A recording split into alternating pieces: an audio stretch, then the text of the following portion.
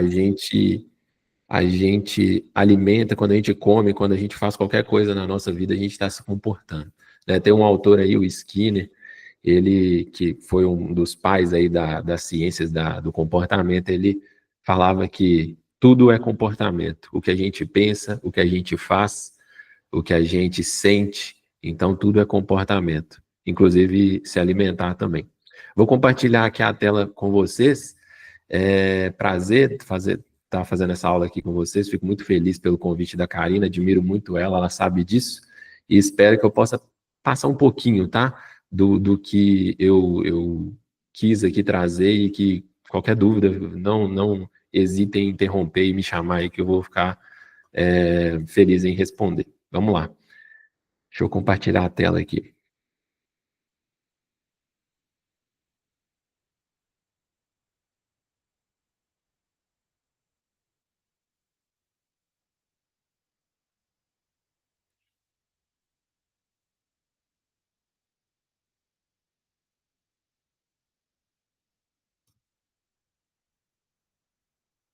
Vocês estão conseguindo ver minha tela aí?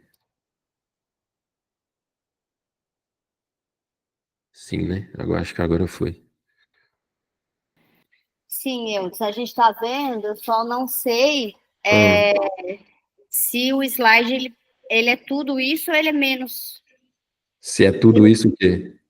Se a tela é essa mesma ou tem mais informação nessa tela aí? Não, é isso mesmo. Acho que ele não está cortando, não. Tá, então tá bom. Na hora que tiver palavra, aí vai dar para saber se está cortando ou não, tipo, mais na borda, mas eu acho que não vai cortar, não. Ok. Vamos lá. Então, hoje a gente vai falar sobre hábitos, né? Hábitos e comportamento alimentar. E eu vou tentar associar isso com o tratamento de obesidade, emagrecimento e trazer algumas aplicações práticas aí baseado na minha experiência aí clínica e em estudos científicos, né? Vamos lá. Para a gente começar a conversa aqui, a questão de hábitos nada mais é do que, se fosse resumir o que é hábito, é o que a gente faz na maioria do tempo enquanto a gente está vivo, tá? Somos seres habituados a fazer coisas e o hábito, inclusive, é uma forma da gente conseguir fazer tudo que precisa ser feito durante um dia normal. Deixa eu só ajustar aqui, que eu vou colocar no modo de apresentação, vai ficar melhor para mim. Beleza. Acho que agora vai. Não sei se está cortando. Tá cortando um pouquinho O fundo, né? É. Tá. Deixa eu ver o que dá para fazer. Vai cortar então. Pera aí rapidinho que eu vou ajustar isso aqui. Eu vou abrir num outro navegador, acho que no outro vai ficar melhor então. Rapidão, pera aí, gente. Beleza.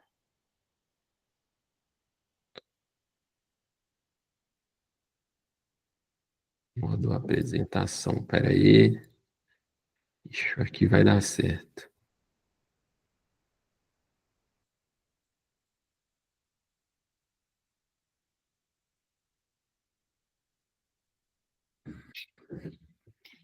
Deu certo, Eudes. Boa, vamos lá então. Sou nutricionista formado pelo FVJM, tenho pós-graduação em nutrição comportamental e clínica e estou atuando aí na área, né, na nutrição há 4 anos, se eu não me engano. Acho que é isso, 3,5, 4 anos, por aí que eu estou formado. E vamos lá, vamos falar primeiro de obesidade. Não tem como falar de hábito, de mudança de comportamento sem entender essa epidemia que a gente vive hoje, a partir principalmente dos anos 70, 80, crescimento significativo dos casos de obesidade no mundo, né? Não tem como falar disso sem traçar pelo menos fazer um rabisco aqui sobre o que a obesidade é para a gente hoje. E se vocês estão formando em nutrição, provavelmente vocês vão se deparar com algum caso de obesidade, ou vários, né? Para não dizer que seja a maioria, inclusive. As expectativas é que nos próximos anos aumentem, tá? Então a gente está perdendo feia a guerra aí para a obesidade. É uma doença que tem característica multifatorial, começou ali, teve um boom nos anos 80, algumas referências trazem ali a partir dos anos 70, que teve uma mudança assim, estrutural na questão da disponibilidade alimentar, aumento dos alimentos ultraprocessados, né, com mais acessibilidade, aumento do tempo de trabalho das pessoas, então elas precisavam de uma alimentação que fosse prática, rápido, e com uma forma de preparo que não demandasse tanto tempo. Então, a gente tem os alimentos ultraprocessados que ajudam nesse processo, né?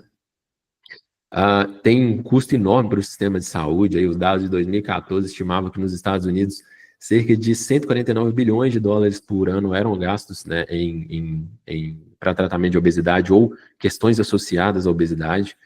Esse dado aqui do Brasil, do Global Burden of Disease, mostrou que em 2019, cerca de 377 milhões de dólares, aqui eles fizeram uma conversão, né, no câmbio na época, foi gasta com procedimentos e hospitalizações de pessoas com obesidade, e outras coisas associadas à obesidade. Então a gente vê outras doenças crônicas e tudo mais. Então, assim, a gente vê que, de fato, a obesidade ela é um problema de saúde pública com toda certeza, né? E hoje a gente tem um advento, inclusive, dos medicamentos para tratamento de obesidade, mas, ao que tudo indica, algumas evidências trazem, o principal foco é na prevenção, tá?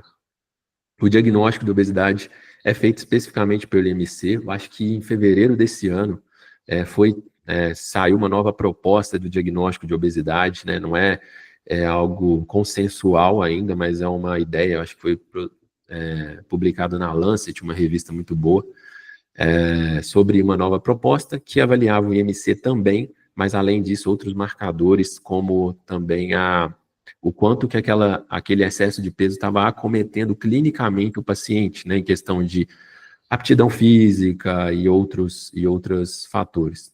Que, na verdade, sendo bem sincero, é o que o clínico já faz no atendimento, né? Uma pessoa com obesidade, ela pode ter uma obesidade que incapacita ela, ou não, ela pode ser uma pessoa que tem um IMC de 29, mas já tem comorbidades ali associadas, ela pode ter um IMC de 32 e ter uma qualidade de vida maior do que essa de 29. A gente sabe que isso é influenciado por fatores genéticos e tudo mais, cada pessoa tem uma capacidade de armazenamento de gordura diferente da outra, né? E o IMC é um índice mais populacional, assim, que ajuda a gente também a distribuir de maneira normal, né, ou entender com os extremos, né, então o IMC mais alto quanto abaixo ali, estão associados com maior risco de mortalidade, e tem estudo mostrando isso daqui. O IMC é um índice muito pouco sensível, pois não leva em consideração a composição corporal, na verdade, mas ele, em termos populacional, ele é muito importante, porque é de fácil mensuração, um custo baixo para poder fazer, e para extremos ele é fácil de analisar. Pô, se eu tenho uma pessoa com IMC de 35, 36, muito provavelmente não vai ser massa muscular que aquela pessoa tem, raramente, a não ser um caso extremo, que é um percentual muito baixo da população. Então a gente já pode inferir que muito provavelmente aquele indivíduo ele tem obesidade, né? Então, em nível de grandes populações, o IMC ele se mostra, sim, um preditor confiável de doenças, né? Por exemplo, essa meta-análise aqui com revisão sistemática mostra que o IMC pode ser tido como uma forma de associação de doenças crônicas, né? Um IMC mais alto leva a maior risco de desenvolvimento de doenças crônicas e de mortalidade também, tá? Tem um forest plot aqui mostrando no final que várias doenças, né, estão associadas a um IMC mais elevado, tanto doenças aí coronarianas, né, doenças pulmonares, a gente tem aí outras doenças também que são associadas, né, então tem várias aí, principalmente, se vocês forem ver, então, são muitas doenças relacionadas ao sistema cardiovascular, que inclusive hoje é o que mais mata no mundo, né. A intervenção de perda de peso, tá, a gente hoje tem um mínimo procurado, né, um efeito significativamente clinicamente significativo a pelo menos 5% de perda de peso, é o que se espera. Tá? Você tem um paciente com obesidade, ele procura um nutricionista, um médico, para poder tratar a obesidade. O tratamento da obesidade advém da perda de peso, é um dos principais variáveis aí associado, porque justamente todos os efeitos nocivos da obesidade, né, os efeitos deletérios da doença, eles têm como gênese o excesso de peso corporal, né, que é causado pelo excesso do acúmulo de gordura e uma inflamação subclínica que é gerada ali. Então, se você consegue já perder 5%, você já tem benefício clinicamente importante, né? E isso mostra aquela ideia que vocês vão ouvir de muitos pacientes, inclusive vocês já não ouviram, para quem está fazendo estágio aí, que a pessoa quer chegar num peso ideal, né? O peso ideal, normalmente, ele é baseado naquele IMC eutrófico. Então, você pega um paciente que chegou na clínica com IMC de 40, está com obesidade grau 3 ali, e quer chegar num peso ideal. Ela está com 120 quilos e quer chegar em 65, por exemplo. E o primeiro ponto é que isso é muito difícil de ser atingido. Isso não é o foco do tratamento. E alinhar essa expectativa com o paciente desde o início é muito importante, porque eu não trouxe as referências aqui, tá? Nem um slide, eu poderia ter trago agora que eu lembrei, mas existem dados mostrando que existe um desalinhamento de expectativa muito grande, uma tendência a esse desalinhamento de expectativas muito grande entre o que o paciente espera do tratamento e o que de fato o tratamento vai entregar para ele. E aqui por si só já tem todo um aspecto psicológico, porque quando a gente fala de desalinhamento de expectativa, a gente está falando de frustração.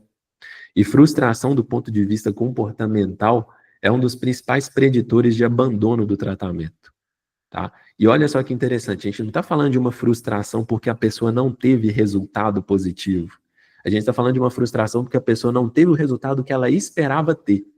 E em nenhum momento, e aí é a responsabilidade do profissional fazer isso, e em nenhum momento o profissional na primeira consulta virou para ele, ou em alguma consulta de acompanhamento, virou para ele e falou assim, fulano, o que você espera disso daqui? Quais são suas expectativas? O quanto que essa doença incapacita você na sua vida hoje? Né? E então é muito importante, são perguntas-chave que tem que ter numa consulta, porque a gente está tratando uma pessoa que ela não tem só a doença, ela tem a percepção dela da doença. E isso é muito importante, tá? Pessoas com sobrepeso e obesidade que perdem peso têm já uma redução de glicemia, do colesterol total, o LDL, que são fatores de risco para outras doenças crônicas, por exemplo, doenças cardiovasculares, o próprio diabetes tipo 2, né? Então a gente já fica de olho nisso aqui.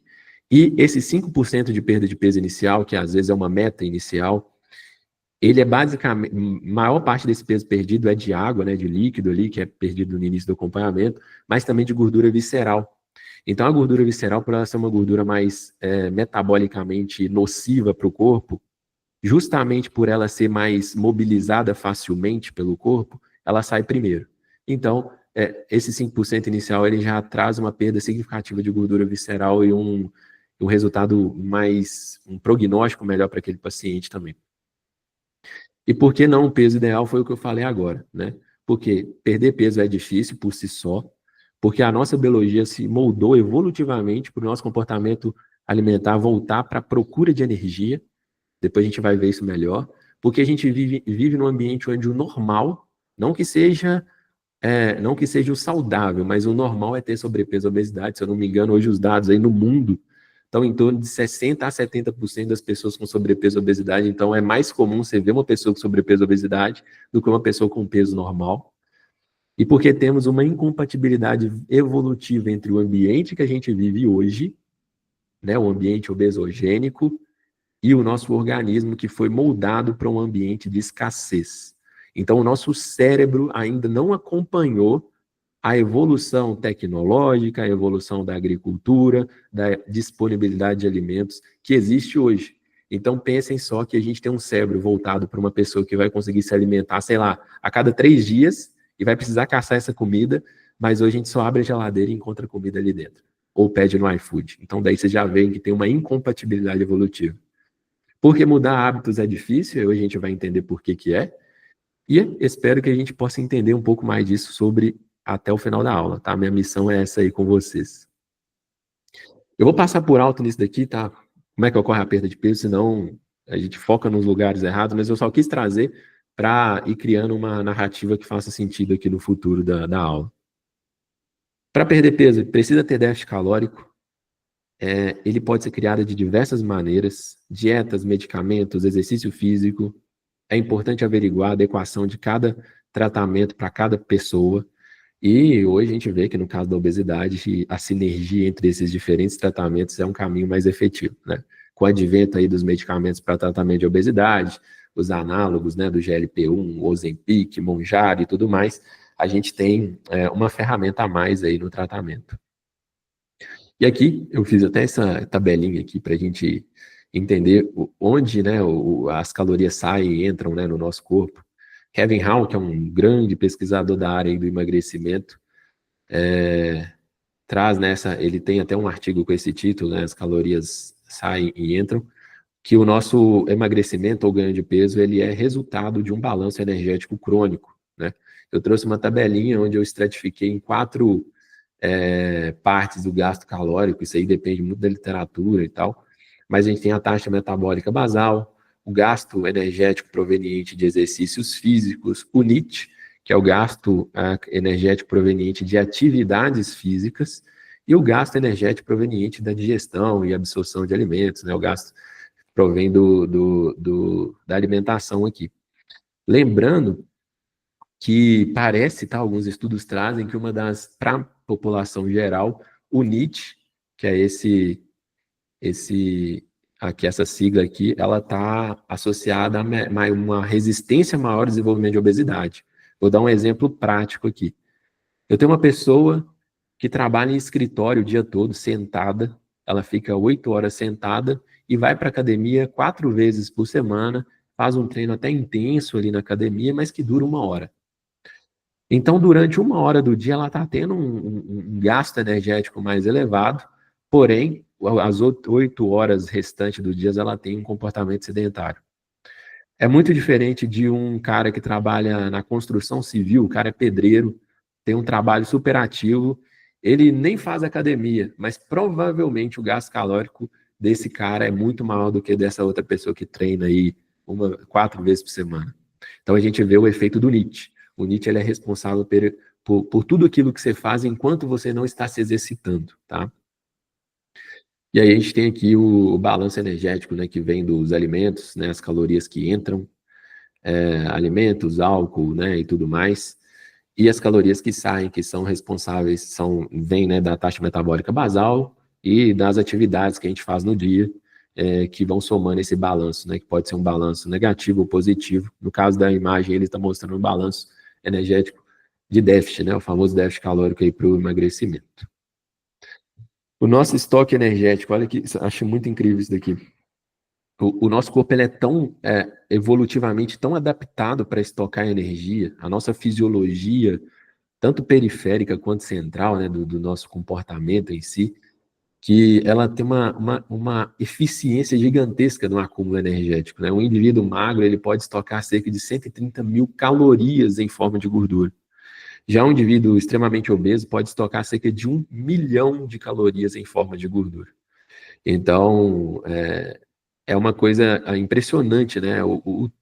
Lembrando que vamos supor que o corpo de uma pessoa tem um gasto basal em torno de 1.300 a 2.000 calorias, sei lá, no dia.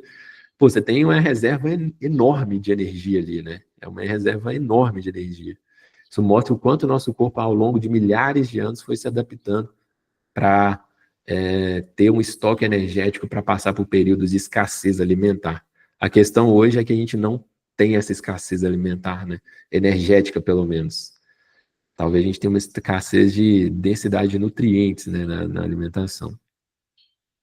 O controle da ingestão alimentar e do apetite. Existem 2 mecanismos propostos para isso, que é mais uma divisão didática mesmo, né? A divisão entre os mecanismos hedônicos, né, e os homeostáticos, ou não homeostáticos e não homeostáticos, né, que são hedônicos. Na vida real, na prática, isso aí que se mistura o tempo todo, mas é uma divisão mais do ponto de vista de estudo, né, de entendimento mesmo, mas vocês vão ver que não tem como dividir mesmo na hora que a gente vai aprofundando o conhecimento, elas estão o tempo todo em constante comunicação. E por que é importante a gente entender as camadas mais profundas do comer, tá? Enxerga-se comer como comportamento alimentar. Porque a comida não é uma forma apenas de prover energia para o corpo, mas tem também um forte laço com a nossa história evolutiva. O alimento está ligado com socialização, formação de questões culturais. A gente vê que cada população tem hábitos alimentares diferentes, isso é reforçado culturalmente, e como um comportamento operante, mais para frente a gente vai ver o que é um comportamento operante, isso cria modificações no ambiente, que em troca cria modificações em nós e em nossa forma de comer. Então o comportamento ele opera sobre o ambiente, que muda o ambiente, e o próprio ambiente muda o comportamento. É como se fosse uma contingência, né? Que é criada ali entre ambiente, comportamento e resposta ou consequências, né? E por que entender a camada mais profundas do comer continua sendo algo tão importante? Porque o controle neural do comportamento e decisão alimentar é muito complexo, tá? Envolve sistemas fisiológicos periféricos, né, sinais hormonais, como a insulina, a grelina, a leptina, e a gente tem um ambiente externo e interno, né, que é o do nosso corpo, e também um ambiente que a gente vive como ambiente físico, né, ao nosso redor. E didaticamente dividir isso ajuda muito, mas repito que está tudo integrado. Aqui a gente tem uma visão ilustrada, né, de mecanismos homeostáticos, que são os assim, né, não hedônicos, né, que eles são regulados de maneira mais fina, mais refinada, né, pode-se dizer assim, e os não homeostáticos, mas na prática está tudo ligado. Então, nos homeostáticos a gente tem a leptina, a grelina, o GLP-1, PYY, colesteroquinina, insulina, glucagon, as calorias em geral dos alimentos, né? E os não homeostáticos, ele tem centro de recompensa cerebral, formação de memórias, aprendizados, associações, fatores culturais, econômicos, emoções, sabor e aparência dos alimentos. Mas na prática, não tem como dividir isso, tá? E aí, a gente vai focar aqui hoje. Tá? A gente vai focar em formação de memórias, associações e aprendizado. O hábito nada mais é do que um aprendizado que foi repetido várias vezes no passado e fez sentido manter aquilo dali. Tá?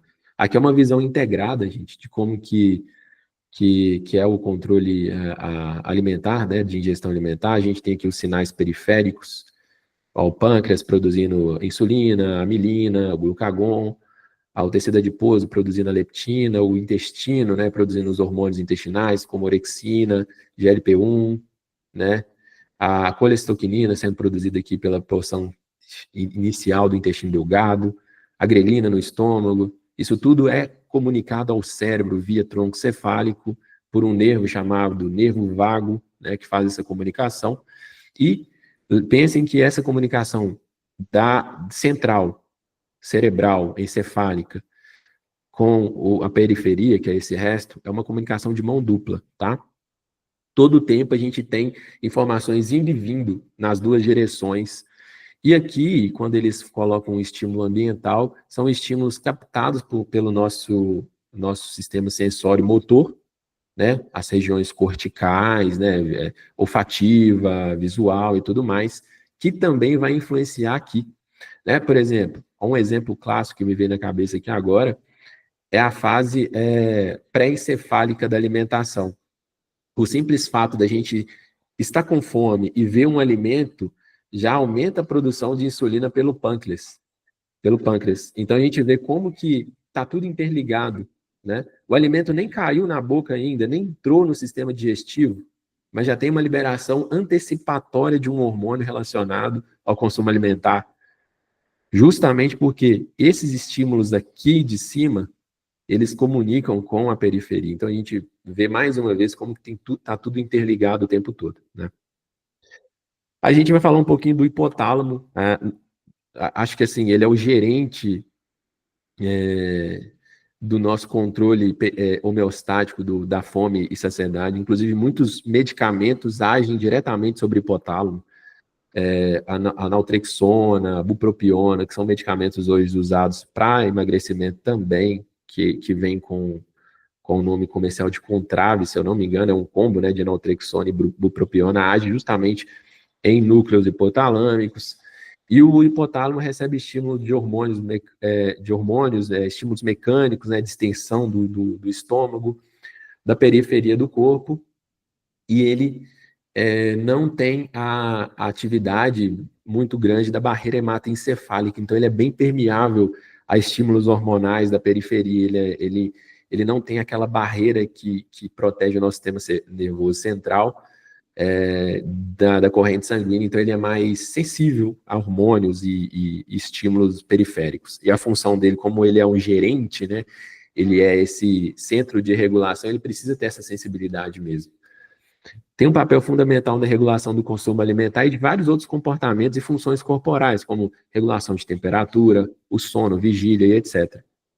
E possui uma ligação com regiões corticais superiores, tá? Quando eu falo região cortical superior, lembra disso aqui, gente, ó. Os sulcozinhos do cérebro, tá? Essas dobrinhas do nosso cérebro aqui, tá? Isso aqui é o córtex cerebral, ou o que a gente chama de cérebro, né? O todo aqui é o encéfalo, e o cérebro ele se daria por essa parte de cima aqui, tá? Aqui a gente tem a medula, a ponte e bulbo, né, que são essas regiões mais baixas aqui, que não entram, não são categorizadas como cérebro, são regiões mais antigas, né, do ponto de vista filogenético aqui do nosso desenvolvimento, são regiões mais antigas do desenvolvimento. E aí as regiões mais novas do nosso cérebro, do ponto de vista evolutivo também, são essas regiões corticais. Inclusive essa aqui, ó, que está coloridinha de laranja, roxo e verde, que é o córtex pré-frontal, que é uma região muito nobre, inclusive, responsável pela mudança comportamental e aprendizado de coisas novas. Nós vamos ver isso já já. E aí a gente tem a função do tronco cefálico, tá? Tronco cefálico, parte mais baixa aqui do nosso encéfalo, que é a medula, ponte e bulbo, que recebe muita informação do nervo vago. Lembra que eu falei do nervo vago, que traz informações do estômago, intestino, das regiões viscerais e tal? Ele recebe essas informações e é importante como se fosse um caminho, uma rota, para disseminar isso para o resto das regiões altas ali, né? E aí ele tem uma função de trazer informação, detecção de balanço energético, do consumo alimentar e tudo mais.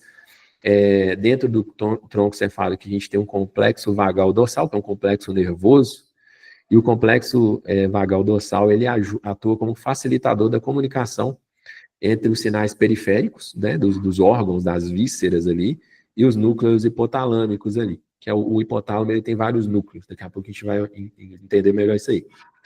E o tronco encefálico também faz o caminho contrário, por exemplo, sinais de cima para baixo, que a gente fala. Por exemplo, alterar a motilidade intestinal. Isso tudo tem uma interconexão. É normal, por exemplo, a pessoa sentir ansiedade e ter vontade de ir no banheiro. A gente vê que a ansiedade é uma emoção que começa aqui nas regiões mais centrais aqui dos núcleos da base, e você vê que isso impacta na motilidade intestinal da pessoa. Então, tá uma ligação constante, né? E vamos dar um zoom no hipotálamo agora. Ele, para a gente, é um ponto importante aqui antes da gente avançar. Vamos lá. O hipotálamo, ele tem a função de regulação do apetite e várias outras. Ele tem vários núcleos, tá? O núcleo arqueado, quando a gente fala de comportamento alimentar, ele é um dos principais ali, controle de ingestão, de saciedade, fome. E dentro desse núcleo arqueado, a gente tem dois tipos de neurônios, tá? São o grupo de neurônios orexígenos, e o outro grupo de neurônios são os neurônios anorexígenos, tá? E ambos os grupos de neurônio, eles estão ligados diretamente no comportamento alimentar, mas em vias opostas. Os neurônios NPY e AGRP, que são os orexígenos, eles estimulam o consumo alimentar. E os neurônios da PONC e CART, eles são os anorexígenos, eles inibem o comportamento alimentar. Tá? E aqui a gente consegue, deixa eu avançar aqui. Aí. E aqui a gente consegue ver como é que é o formato de um corpo neuronal. Lógico que isso varia de neurônio para neurônio, de região do cérebro para outra, mas o NPY, que é o neurônio orexígeno, que estimula o consumo alimentar, ele é o mais potente associado a essa função. Então ele tem uma potência de ação muito grande em induzir a busca de alimento, tá? A fome, né? O desejo pela alimentação. Eles projetam para vários outros núcleos, como se fosse um efeito de ramificação mesmo, amplificando aquele efeito dele, né? Como se fosse uma rede de conexão que vai gerando um efeito exponencialmente amplificado. E 90% dos neurônios que expressam o NPY também expressam a GRP, que ele age mais como um antagonista competitivo dos anorexígenos. Então, o NPY ele estimula o apetite e o AGRP ele inibe a inibição do apetite dos outros neurônios, tá? Isso aqui pode ter ficado um pouquinho confuso, mas um aumenta e o outro inibe o contrário. Então, o efeito fica mais potente ainda, tá? Por isso que a gente, no nosso comportamento alimentar, a gente tem mais mecanismos voltados para a busca de alimento do que para parar de comer.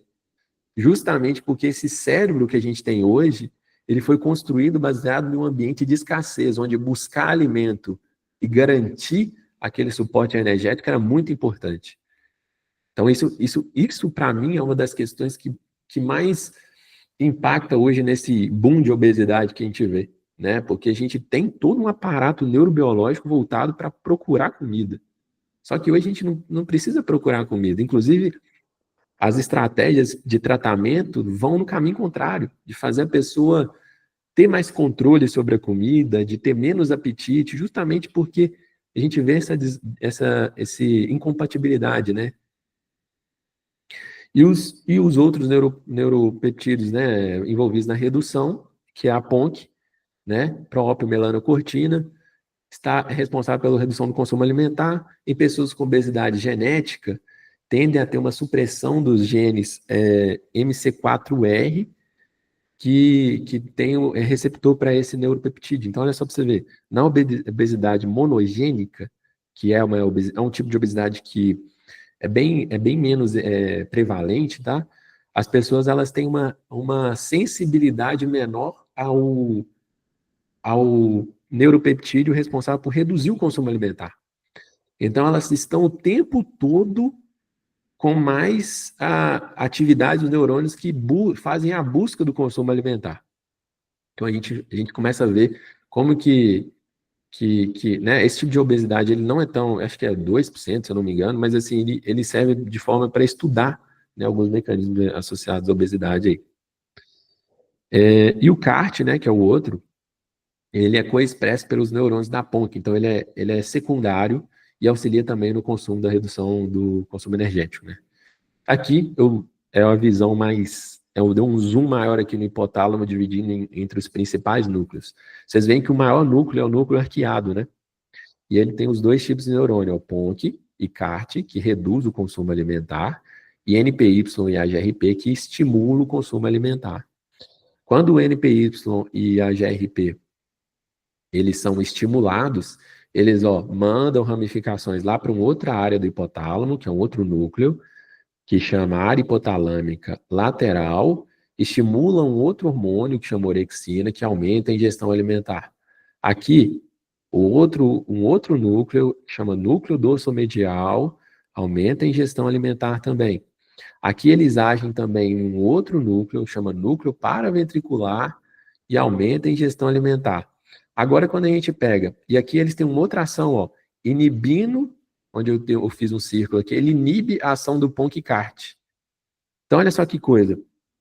Na hora que você olha o panorama geral, a PONC-CART, elas têm um efeito muito menos expressivo na regulação alimentar, que são, inclusive, que fazem a gente reduzir a ingestão, do que os neurônios que aumentam a ingestão alimentar. Vocês veem como é que já tem todo um aparato que ele facilita que o consumo seja maior do que um consumo que seja menor, né? E aqui que acontece a alteração da obesidade genética, monogênica. Esse receptor aqui, ele não funciona direito, tá? Que é relacionado à redução da ingestão. Então, ele não está atuando direito, então você tem menos um núcleo, que é o núcleo ventromedial, e o núcleo paraventricular, que não funciona direito. Então, as duas formas homeostáticas de regular o controle do apetite estão disfuncionais por uma questão de expressão desse receptor que não está funcionando direito, né? E aí a gente começa a entrar nas vias hedônicas do controle de apetite e ingestão de alimento. O termo hedônico, ele refere à sensação de prazer ou desprazer, tá? Envolve muito a questão dos sentidos, olfato, visão, paladar, e estão diretamente associados com essas vias também que a gente acabou de ver. Podemos continuar comendo algum alimento, mesmo se ele não for saboroso, ou mesmo quando a gente não está saciado, a gente já está saciado, então a gente tem um alimento muito saboroso, a gente continua comendo ele, mesmo estando cheio, né? Aí a gente vê claramente as vias hedônicas agindo, né? Um outro exemplo, né? Acabei de comer um prato de comida, tô sentindo que meu estômago já está distendido ali, mas um docinho ainda vai. A gente tem todo esse ponto aqui que começa a ver a regulação do sistema hedônico sobressaindo aquela regulação que a gente acabou de ver, homeostática, né? E aqui existe todo um contexto de aprendizado, memórias, coloquei em negrito, o hábitos, reforços culturais que fazem a gente comer da forma que a gente come, tá? Os estímulos captados pelos nossos sentidos, eles são transmitidos para áreas do sistema de recompensa, que são áreas relacionadas à busca, ao querer, né, algo. Regiões como hipocampo, amígdala, núcleo accumbens, são todas regiões que a gente vai ver mais para frente, tá, gente? Córtex pré-frontal fazem parte dessas áreas, né, de recompensa alimentar e tudo mais. E os principais neurotransmissores ligados a essas áreas são a noradrenalina, a dopamina, a serotonina e os opioides, tá? Os neurotransmissores são, quando a gente fala de área, a gente está falando de uma distribuição anatômica, e os neurotransmissores, eles fazem um papel funcional de como uma área vai conversar com a outra, dependendo do neurotransmissor, dependendo do receptor que ele vai agir, dependendo da dose que é liberada pelo neurônio, ele vai modular a resposta que aquela área, em conjunto com outras áreas, vai tendo sobre o comportamento, tá? A comunicação desse sistema de recompensa e do hipotálamo, que é o que a gente viu agora, o homeostático, resulta no que a gente chama de coordenação global do consumo alimentar. Né? Na hora que a gente pega as duas vias, hedônicas e homeostáticas, a gente tem a coordenação global do consumo alimentar. E aqui a gente tem algumas áreas cerebrais, encefálicas, né, relacionadas ao consumo alimentar. A gente tem a amígdala, recebe sinalização do doce, do amargo, associa ao apetite, aversão e recompensa, tá? A ínsula, que integra informações interoceptivas, o que é isso? Informações viscerais mesmo, do próprio corpo, que são enviadas lá de baixo, ela tem uma integração dessa informação pela ínsula, que é uma região aí dos núcleos da base. O núcleo accumbens, que é uma região muito relacionada à recompensa, prazer e aprendizado. Inclusive, o núcleo accumbens, ele tem uma função especial na formação de hábitos, tá? O hipotálamo, que a gente acabou de ver, que recebe os sinais da periferia, glicose, necessidade energética, leptina, grelina, insulina, né, que inclusive tem uma função no encéfalo. E eles vão ajustando esse comportamento baseado nos sinais externos e internos do próprio corpo. Esse aqui é um encéfalo, tá? De um rato, porque são estudos em modelos animais aqui, mas a ideia é só mostrar como que está tudo acontecendo junto. Agora há pouco eu falei da orexina, né? Nos núcleos hipotalâmicos. Ela é um neuropeptídeo que aumenta a ingestão alimentar, produzida ali pelo núcleo hipotalâmico lateral e tal. Então, olha só que coisa, né? As setinhas roxas aqui mostram um comportamento alimentar normal, né? E a orexina, que é um neuropeptídeo, ele está muito ligado a um aumento do querer, né? A busca alimentar, a motivação por comer. E quando esses estudos vêm mostrando que essa ligação da orexina, que estimula a busca de comida, ela procura, ela não só de comida, mas de outros comportamentos, por exemplo, está muito ligada a comportamentos de vício, adição, né, por drogas ilícitas aí, tem uma ligação mais próxima com esse tipo de neuropeptídeo. E aí a gente vê a orexina, que é produzida lá no hipotálamo, pelo núcleo hipotalâmico, tem ação em regiões corticais. A gente vê como que está tudo junto aqui acontecendo, né? Não tem como separar assim, achar que uma coisa é uma coisa, outra coisa é outra coisa, mas na prática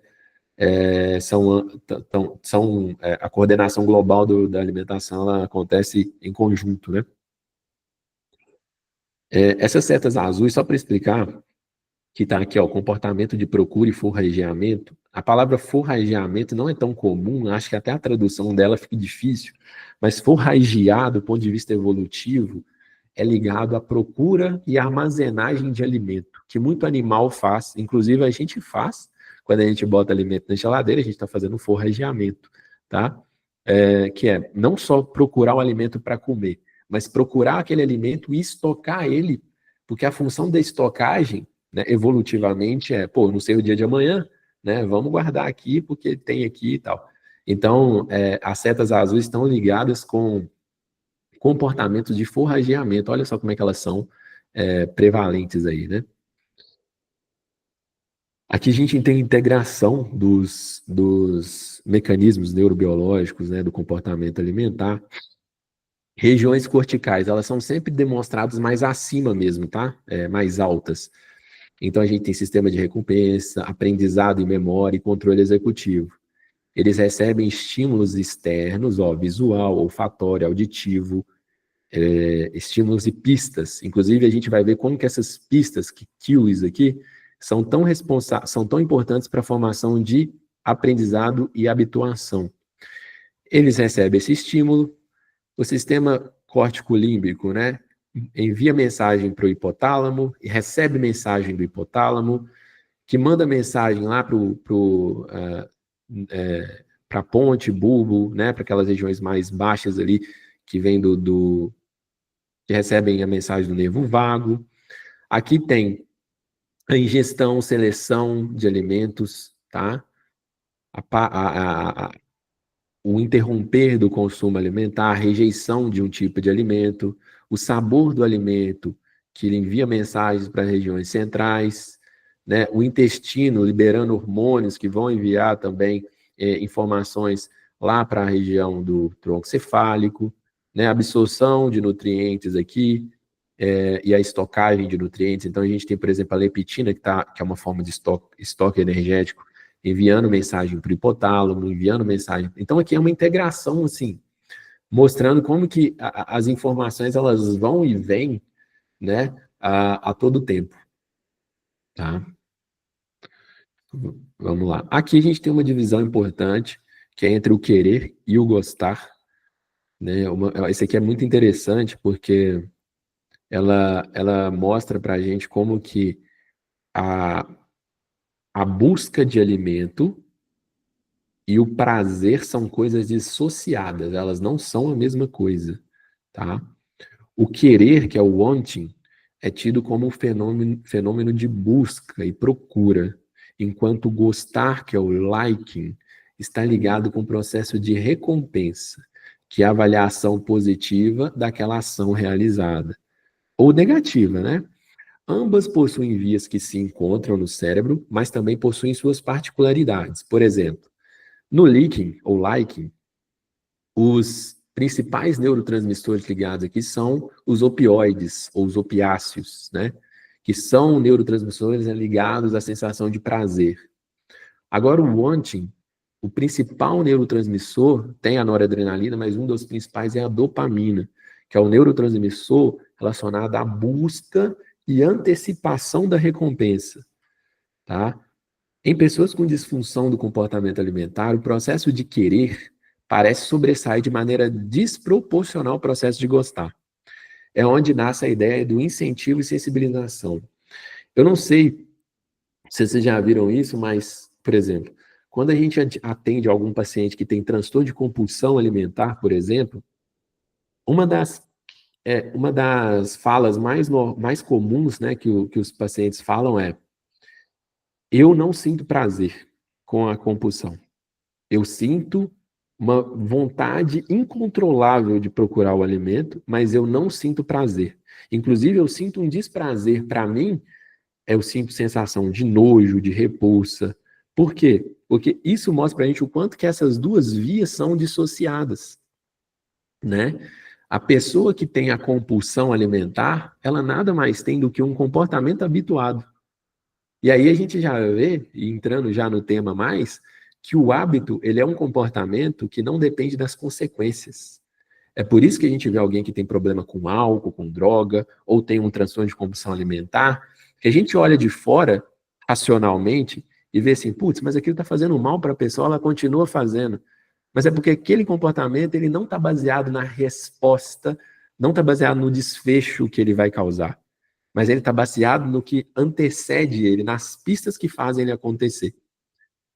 Tá? Isso aqui essa aqui é um ponto-chave, inclusive, da diferenciação entre um comportamento habituado.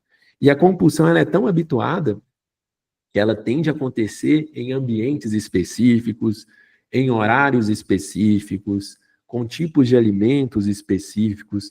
Igual tem uma fala que as pessoas falam muito assim, mas a compulsão ela não é seletiva, a pessoa que tem compulsão, não existe compulsão por doce.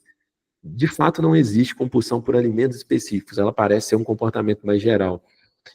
Mas muitas vezes o consumo de um alimento específico pode desencadear um episódio de compulsão alimentar, por várias questões.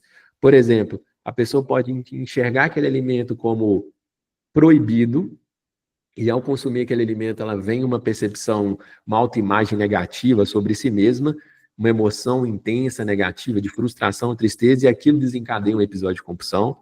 Então, não é o alimento em si, a compulsão ela não busca um alimento em si, mas ela pode ser desencadeada por um alimento específico, e óbvio, se a gente tem alimentos hiperpalatáveis de um lado e alimentos minimamente processados de outro, você pode ter certeza. Se a pessoa com compulsão, ela tiver um episódio de compulsão, ela vai dar preferência para alimentos hiperpalatáveis. Por quê? O reforço daquele alimento é maior, mas também porque ela aprendeu que aquele comportamento para alimentos hiperpalatáveis ajuda a aliviar mais aquela sensação emocional intensa que ela está vivendo no momento. Daqui a pouco a gente vai ver isso aqui. Uma coisa importante, olha aqui, só uma imagem mostrando como o sistema, a teoria de incentivo e sensibilização nos transtornos alimentares, mostrando aqui, ó, aqui a gente tem o efeito relativo, o wanting, né, a via de procura, e o liking, a via de prazer. Vai passando o tempo, o que que acontece? A via de procura aumenta, mas o prazer ele reduz, tá? Um exemplo clássico, quando a gente vê isso aqui em um cérebro adaptativo, funcionando bem, é o seguinte, quando a gente começa a comer, eu tô com fome, tô há várias horas sem me alimentar, e eu começo a comer um prato que eu gosto bastante. Eu posso comer esse prato até ele acabar, vamos supor que eu comi muito, eu posso comer esse prato até ele acabar, mas muito provavelmente as porções mais prazerosas, que vai dar aquela sensação de, nossa, isso aqui tá muito bom, são as porções iniciais.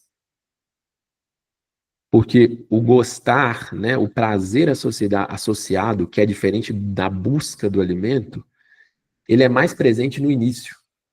Por isso que chama teoria do incentivo e sensibilização. Vai passando o tempo, a gente já fica mais saturado daquilo dali, porém a busca ainda pode continuar dependendo da sua experiência prévia com aquele alimento, da forma que você aprendeu ou se habituou a lidar com aquele tipo de alimento. Então, mesmo não tendo mais prazer em comer aquele alimento, você continua comendo. Tá? Esse é um ponto que mostra como que essas vias são diferentes, né? Elas se conectam e se distanciam também. E o gostar, né, que é a parte do liking, né, que é o prazer, ele pode ser visto como uma atribuição de valor àquele alimento ingerido. Ela é muito importante na parte do aprendizado, porque evolutivamente, se eu como uma coisa e tenho um desprazer, né, que é o contrário do prazer, aquilo é uma informação para no futuro talvez eu evitar aquilo dali. Tá? E aí a gente tem os principais neurotransmissores endocannabinoides e opioides envolvidos nesse ponto. E o gostar pode ter relação com experiências prévias, aí onde houve ingestão de um alimento num contexto agradável, ou até mesmo desgosto, né, que é um desagradável. Por exemplo, você comeu um alimento e passou mal. Provavelmente você vai ficar um tempo evitando aquilo dali, alguém vai te mostrar o cheiro, você já vai ter uma repulsa, é um mecanismo de defesa também do cérebro. E importante mostrar que gostar de um alimento não é a mesma coisa que buscar o alimento, são vias diferentes. E o anti, né, o querer aí, ele pode ser visto como uma motivação intrínseca para atingir alguma experiência agradável, prazerosa. mas não quer dizer que seja o prazer por si só. A busca, né? O querer tem uma característica mais inconsciente do que o liking, do que o liking, envolvendo mais regiões subcorticais. E aí o principal neurotransmissor é a dopamina. A dopamina está associada a essa questão da motivação, da busca, e não com o prazer, né? Que ela, como é erroneamente associada, aí que a dopamina é a molécula do prazer, não é. E aqui eu trouxe um exemplo prático para vocês verem como que isso pode acontecer na prática mesmo de alguém que vai desenvolvendo seu comportamento alimentar ao longo da vida, as memórias, as afeições e tudo mais. Antes, eu tenho um estímulo ambiental, tá? Um antecedente. A pessoa viu um Kit Kat, um chocolate. Nossa, eu estou com uma vontade de comer um Kit Kat. Aqui a gente está falando de quê? Do wanting, da busca, tá? Vontade, ó, palavras, desejo, vontade, querer. Durante, ela está consumindo o alimento. Está muito bom, esse é o melhor sabor. Sei lá. Aprendizado e memorização. Ela teve um afeto positivo. Ela gostou da experiência e isso serviu de um feedback positivo para o cérebro dela de, putz, próxima vez que eu ver um Kit Kat, eu vou buscar, porque a experiência prévia que eu tive foi positiva. Gostei. E a gente tem um caminho ao contrário. Viu o Kit Kat e tal, foi comer horrível, né? Tá sentindo uma forte dor no estômago, que inclusive a dor pode ter sido por outra coisa, tá? Mas associou, ela teve uma associação de dois estímulos ali, e aí ela teve um afeto negativo com aquilo ali. Da próxima vez que ela vê um Kit Kat, talvez isso aumente a chance dela recusar, porque ela vai lembrar daquela experiência aversiva que ela teve no passado, tá? E aqui a gente tem o início da formação de hábitos. O que um hábito é? O hábito nada mais é do que essa via acontecendo várias vezes ao longo da vida da pessoa, até chegar num ponto onde ela não tem mais expectativa do que vai acontecer. O que importa para ela é só isso aqui, ó, é só ver o alimento, ou só o antecedente. É só o estímulo, a pista, o gatilho e a resposta, que o comportamento. A consequência não importa muito mais. Ela já fez tanto isso antes, o cérebro já exclui a consequência da variável, da equação, porque tantas vezes que ele já fez e deu certo, que é uma forma de poupar energia. Para que eu vou ficar pensando na consequência? Eu já fiz isso várias vezes, eu já treinei isso aqui, tá? E aí a gente tem os 3 pilares do comportamento alimentar. A procura, ativado por valências emocionais, que podem ser negativas, desconfortáveis, pelos neurônios, a GRP, a grelina, perda de peso, tá? Então, quando a gente perde peso, aumenta essa procura alimentar. O consumo alimentar, que é a fase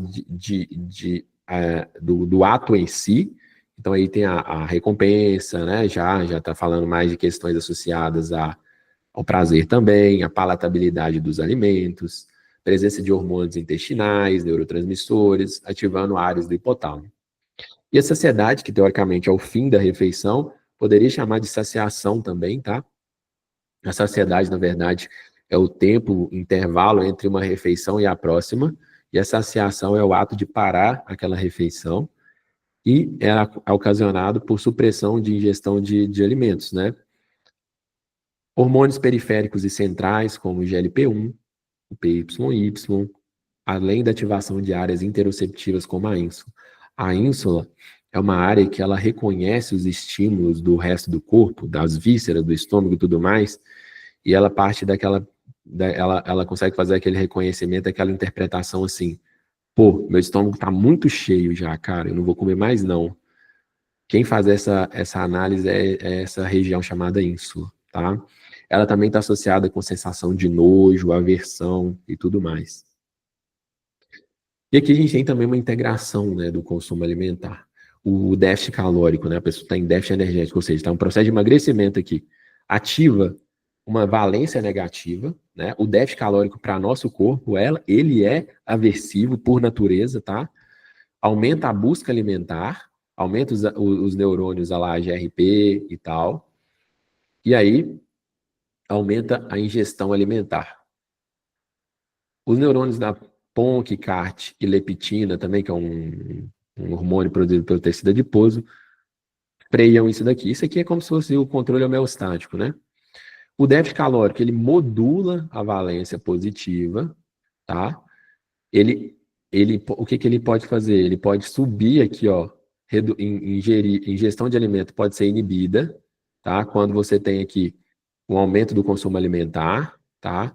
Então, é uma forma de regulação, tá? E ele pode também inibir a questão aversiva visceral, por exemplo. Se eu estou em déficit, tem menos comida no meu trato digestivo, tem menos nutriente, tem menos caloria. Então, a aversão, ela é inibida, porque a aversão é o contrário de buscar comida, né? Então, meu processo aversivo, ele é mais importante na hora de frear o consumo. Então, o déficit calórico, ele inibe a aversão visceral, que inibe aqui que inibiria, né? A aversão visceral inibiria a saciedade, que inibiria o consumo alimentar, mas como eu inibo a inibição, eu aumento o consumo alimentar. Então, aí eu tenho uma via de que o déficit calórico ele sempre vai tender a gerar um desconforto, tanto central quanto periférico, que vai induzir, no final das contas, a busca por comida, tá? Vamos avançando aqui.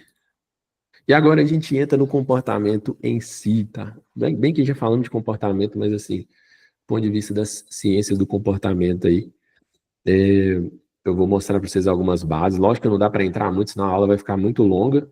Eu não sei que horas que a gente vai parar, Karine, para o intervalo, eu não sei quanto tempo que deu, tô sem relógio aqui.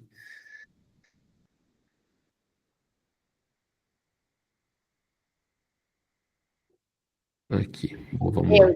Oi. Tá escutando? Tô. Deu 45 minutos. Você quer fazer sua paradinha agora? Terminou a parte fisiológica, né? Sim, deu certo, nem foi planejado, tá? Certo. O pessoal que sabe. Agora, vamos fazer 10 minutos de intervalinho, tá? Quem tá mexendo em outras coisas, na prova vão ter questões dessa aula aqui de hoje, tá bom? Eu tô percebendo que tem muita gente aí mexendo, fazendo outras atividades. Pessoal do fundo, então vamos prestar atenção, vão ter questões dessa aula aqui na prova. 10 minutos. Combinado. Tá bom? Fechou. Obrigada. Nada.